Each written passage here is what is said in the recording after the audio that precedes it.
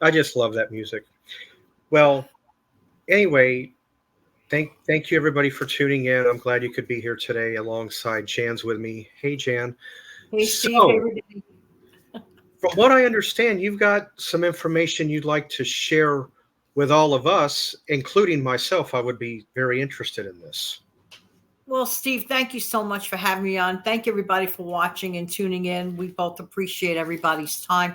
Oftentimes I get the question, well, how do I get started with savings? Where do I begin? Or, well, I try to save, I stumble, I fall, and it didn't work out.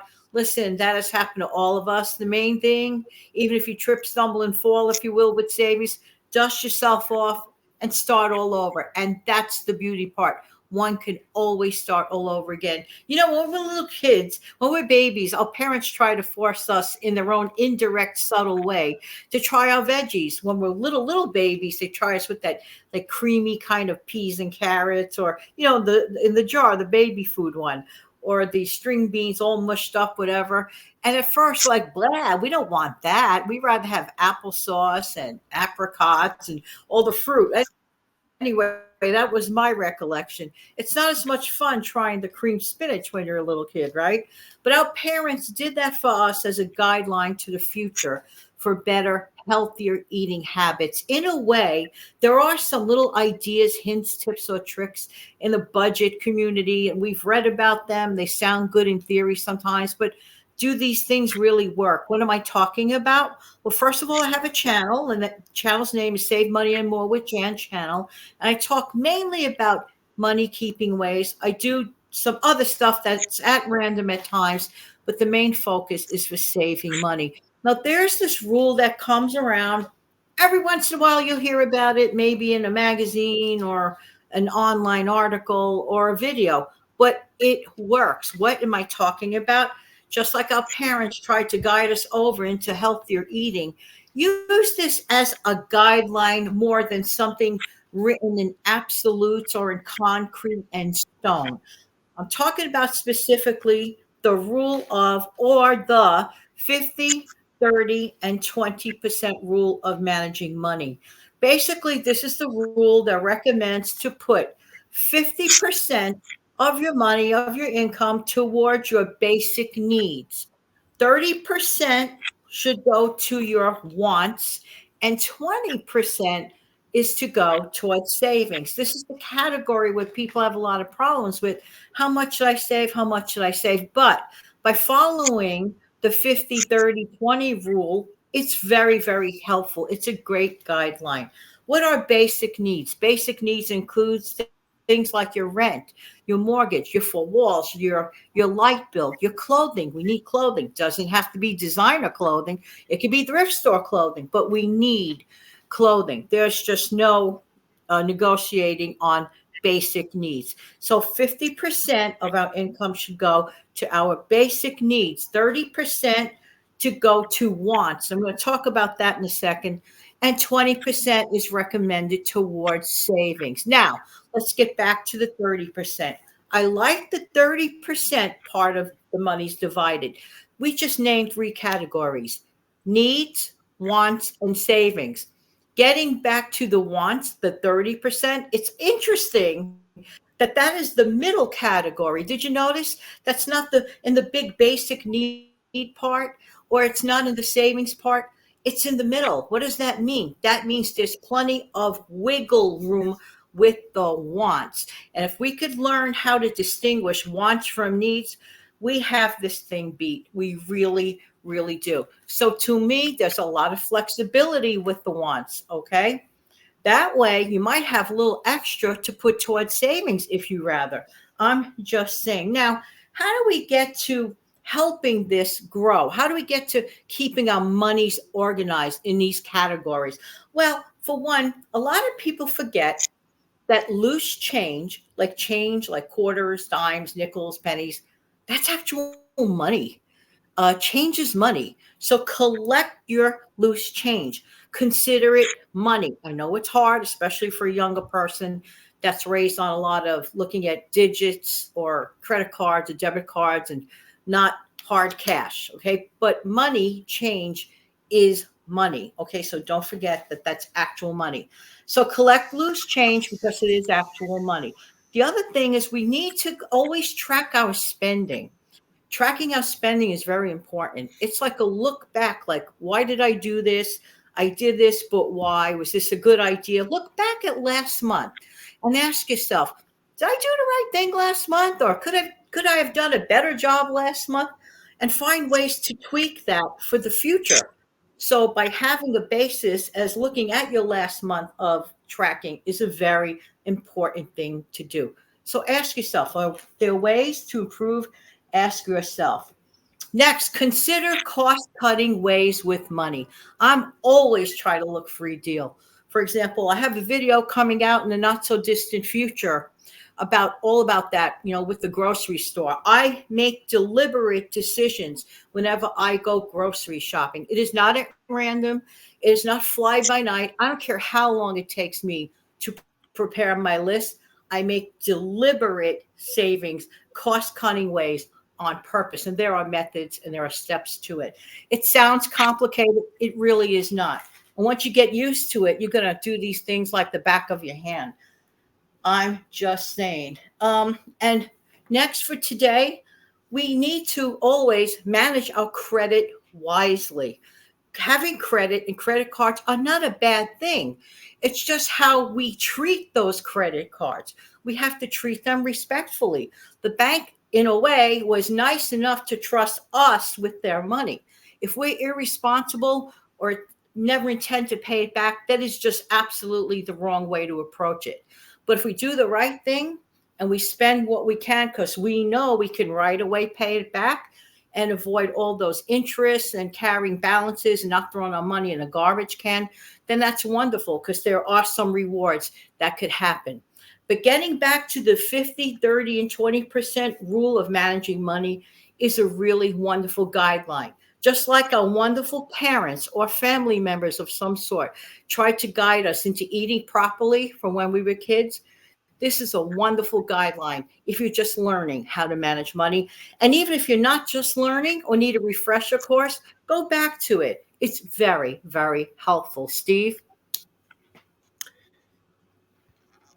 Well, I'm glad that you put that information out there. That helped me out some.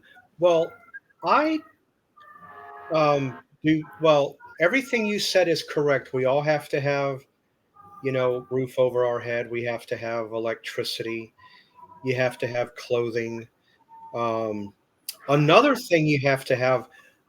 Well, yes, you can go elsewhere and use it. It is available, pretty much anywhere you go. But it's pretty much a necessity if you really think about it. I don't know if you mentioned it in your lineup, but you have to have internet these days. Um, like, for example, you and I need internet. It is a necessity because if we don't have internet, how do we put these videos out? Impossible. Right. I mean, yes, you can go to your phone and use the mobile data. You can go that route. But again, a phone is something you have to have as well. That's also a necessity, So no matter how you look at it, internet, phone, it still equates back to the same thing. But you're absolutely right. And anybody can save money. I've got $5 in quarters right here. And anybody can save money. Okay, $5 in quarters is not a lot. But guess what I can do with that? It isn't much. In fact, something I made earlier on required it. I can take that $5 and I can go buy a pound of ground turkey with it. Exactly. So, what is the old term that they say that's real cute and it makes me laugh, but it's very true? Save it for a rainy day. Yes. So, yeah, It's funny you said that, Steve. I'm sorry to intrude with the ground turkey. Literally, when I check certain revenues, and I check the revenues every day to check to see how much it went up from a previous work a project of mine, for example. Let's say if the revenue went up $3.50, I look at it this way. Oh, good, another pack of ground turkey. That's basically Literally, I literally say that in my head. well, let me see. I've got a receipt here from when I went to the store and I bought ground turkey. And okay, it was $5.89. Of course, it was the 85.15, which is still a decent, percentage. I usually go 93.7, but still. All right, so well, it's not buy one get one free. Nothing is free. It's half off. So if you break it down, what is that? $2.90. So it basically breaks down to about what, $2.94 for one pack and $2.95 for the other. So yeah, you're in alignment. You're in alignment. If you look around, and it can be done, you can buy ground turkey for $3.50. I've done it. Yeah. And if people would stop thinking only of numerics, because sometimes we get lost. We hear all these big numbers on TV or the internet, trillions here, billions there. We lose sight of things. For example, like somebody says, if they save $10 at the grocery store, somebody else will be listening and go, oh, big deal. Are you kidding me? To save $10 these days, to not spend that $10 at the grocery store and being able to use it for something else you might need, I think is a win. As a matter of fact, I did a video about that. That's upcoming soon, about little victories that we overlook. Mm-hmm. And this is what I'm trying to remind our viewers, Steve. Stop thinking of things all the time in numbers. Think of things of what the value of those numbers can represent. For example, if you manage to save $25 that week, put it away, write in an envelope, week number 4. When is the most right, Steve? When is the most problematic week of the month for many people? That week before payday. If you have that envelope, right? If you have that envelope that says week number 4, you know what that means. That means you have access to it, and it is very, very helpful. You just have to be organized, that's all. Well, when I went shopping at Publix a couple of days ago, it says right here, your savings at Publix was $11.87. Now, nice. That doesn't sound like a lot of money, but in a lot of ways, yeah, it's a big deal. I mean, it's gas money. I mean, that might mean the difference of somebody being able to get to work or not, that amount of money. It's funny that you mentioned about that being gas money the other day. In fact, I believe it was over the weekend. I went to Costco, and I put $12 worth of gas in it, and it helped me out. In fact, I'm still driving on that same gas now. Well, I'm not a big long distance driver anyway. I usually keep it like 20, 21 miles around town, and that's on a high day usually. Usually any other time it's like 10 or below, but no, $12, and it can definitely help you out on gas. It gave me right around a half a tank or so. And I'm a local right around here driver anyway, so it does me fine. Steve, I can't help but remember the story of a person and this is a real life story. This happened about 15 years ago. I knew a person who probably would have gotten a job, who missed an important interview because they did not have enough transportation money. That person was literally looking under their couch cushions to see if there was change laying around. My heart went out. I found out about this after the fact. Had I known about that before the fact, I would have helped that person out. That person would have gotten a job. That little difference, the $10, $12 was a round trip train ticket or a bus ticket or something like that. Mm-hmm. It made such a negative difference. That person missed the interview and didn't get the job. Oh, it's no joke. No, it's sad. It's no joke. That's why whenever you can save. Don't listen to other people. What's 10? What's 15? Don't listen to them. You keep going and you keep saving. I'm all for that. Yeah, anybody can save money. Anybody can save money. I know you mentioned about the 50 and the 30 and breaking it up into percentages for, basic needs and all that. But let's come back to you mentioned the envelope system briefly. Love it. A dollar a day, a dollar a day. Um, like I had said in earlier videos, your money comes in, whether you're fixed income, one payment for the whole month, or if you get paid, throughout. Right off the top, whatever amount of days is in the month, June's got 30 days, take $30, stick it in an envelope, and forget it even existed. Just like that. It's Just so like easy. that. It is. I've done it. I tend to do it. And that's the first thing I do when I get paid. I'll grab whatever amount of days, 30, I'll grab that amount, boom, out of the way. And if you do it that way, you're going to tend not to miss it, as opposed to some people say, well, I'll do it at the end of the month. Right. That's right. Well, I think it's better off to scrape it off the top, in my opinion. I agree It with is. you. But keep in mind too, if you've already been doing that, you can do whatever dollar a day you want. It's a matter of what you can afford, of course. But if you already do that and you're already living on what you get monthly minus whatever amount, you don't miss it anyway. It's like you don't. It's like it doesn't even phase you in your lineup. But that's what you do. Grab the money, right? Boom, get rid of it. It's and save it. There you go. And then July you have 31 days. Add it to, now you got $61. Like you, I'd rather be ahead of the game. I don't want to be Right. a look back behind the game. I No. want to be ahead of the game. But I'll tell Yes. you one thing before we go, Steve, and you'll tend to agree with me. Mhm. Tracking our spending is very important. Knowing It is. what did we do with our money last month? It Mhm. sort of gives you a history of the things that, well, check mark green, yay, check mark red, want to fix that. We need those guidelines. They're very important. That's absolutely right. Yeah. But remember, in addition to, the percentages like you spoke about, saving money can be accomplished. Some way, rhyme, reason, shape, form, it can be done, even if you're on a fixed income. No So, amount is too small. I encourage no, it's saving not. every single day of my life on my channel. If my channel went away tomorrow, I could look back and say that I have so many thousands of videos reminding folks to save money. That Yeah, was the whole mission of my channel. right. That's right. Me too.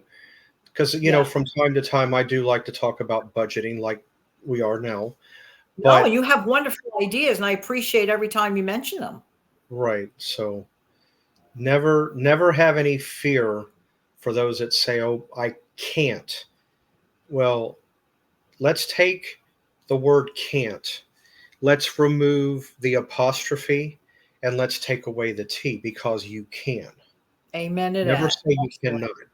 Everybody's capable in some form or rhyme, shape, form. All right, Jan, this was a nice video. I liked. Thanks for having me again here, Sure. Steve. Yeah, sure, any time. And this was, like I said, this right here. Even though I'm usually one, and I'm in agreement with you on this, but this was also what you spoke about. Not that I didn't know, but it did was like Refresher course. refresher course. It kind of put things into perspective a little bit more. So that's why I said it would be of help, to the subscribers and myself. So, and if I and even the subscribers can come on and we get a little bit of an education out of the video, I'm happy. Honestly, We hit the goal. If we help and this is Steve and my motto, if we help just one viewer per video, guess what? Steve did his job. I did my you job. did your I job. don't care if it's just one viewer per video. We did our job. That's right. But guys, I would love if all of you guys would do me one big favor.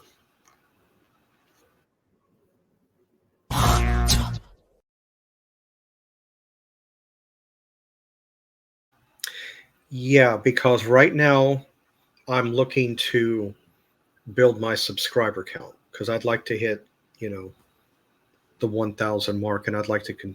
That's the reason why I put that out there. So if you guys are new or just scrolling by and you like what you see, please subscribe. It'd be great if you would.